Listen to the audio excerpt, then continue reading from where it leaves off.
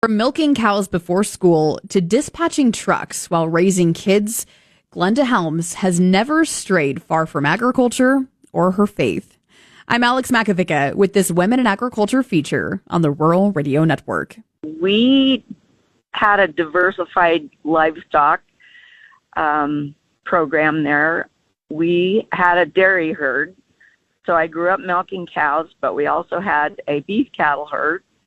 We raised hogs, and for a while we had a herd of sheep, a flock of sheep, and of course we always had chickens, and we farmed. We had alfalfa, corn, soybeans.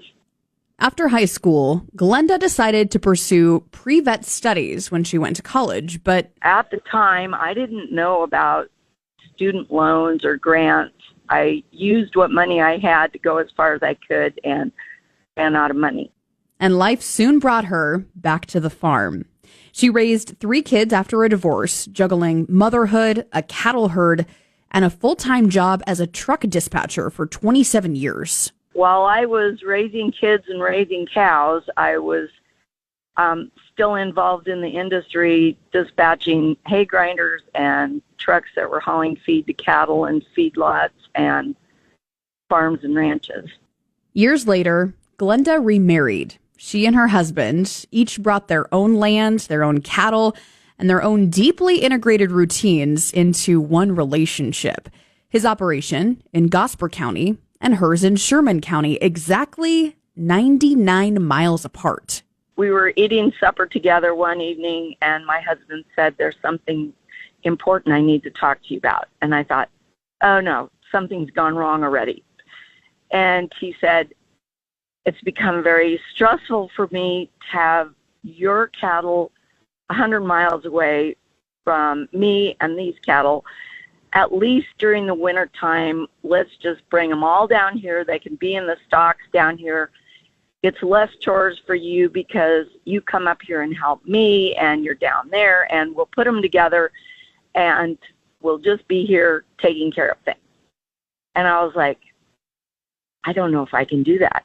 My cattle have never been off the place. And my husband said, just think of it as a winter vacation for them. They can go back in the summer.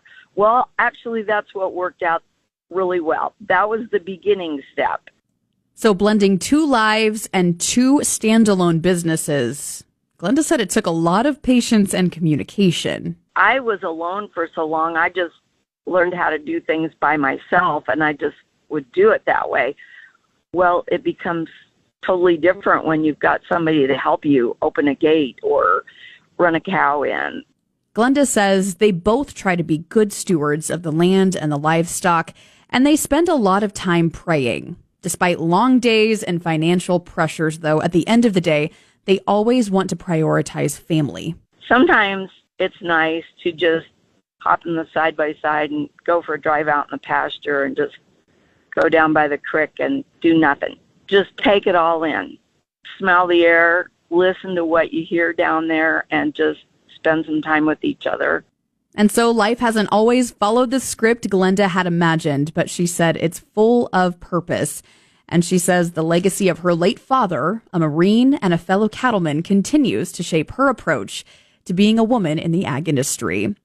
I'm Alex Makovica with this Women in Ag feature on the Rural Radio Network.